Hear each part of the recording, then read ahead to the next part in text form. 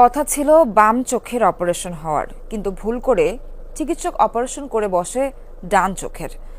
পরে পরিবারের সদস্যদের চোখে পড়লে বিষয়টি কর্তব্যরত চিকিৎসককে জানালে দুঃখ প্রকাশ করে ফের চিকিৎসার জন্য অপারেশন থিয়েটারে নিয়ে যাওয়া হয়।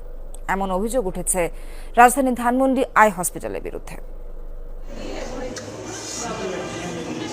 ইর্তেজা, বয়স 1.5 বছর। মঙ্গলবার বিকেলে পরিবারের সদস্যরা 1.5 বছরের এই বাচ্চার চোখের সমস্যা নিয়ে আসেন ধানমন্ডির আই হাসপাতালে।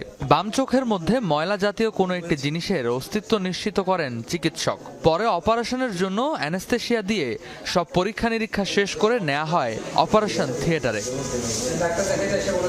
অপারেশন থিয়েটার থেকে বের করার পর পরিবারের সদস্যরা দেখতে পান বাম চোখের জায়গায় অপারেশন হয়েছে ডান চোখ।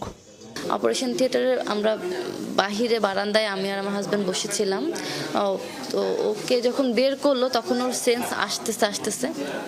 তার একটু পরে আমরা ওর বাবা ওকে কোলে নিয়ে বলতেছে, আরে ওর তো মানে ডান চোখ অপারেশন করে ফেলছে, ওর তো বাম চোখ করার কথা ছিল। এই ঘটনার সুষ্ঠু বিচারের দাবি জানিয়েছেন ইর্তেজার স্বজনেরা।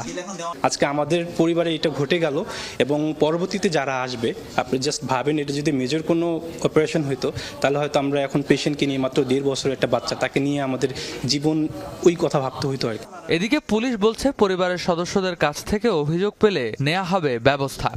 অভিযোগ দিবে তখন আমরা পূর্ণাঙ্গভাবে আইনানুগ ব্যবস্থা নেব। সে যেই অপরাধ হোক না কেন, আমরা কমপ্লেন পেলে তাদের বিরুদ্ধে ব্যবস্থা নেব। অভিযুক্ত হাসপাতালটির প্রধান পরিচালন কর্মকর্তা জানান, ঘটনার তদন্ত করে নেওয়া হবে যথাযথ ব্যবস্থা।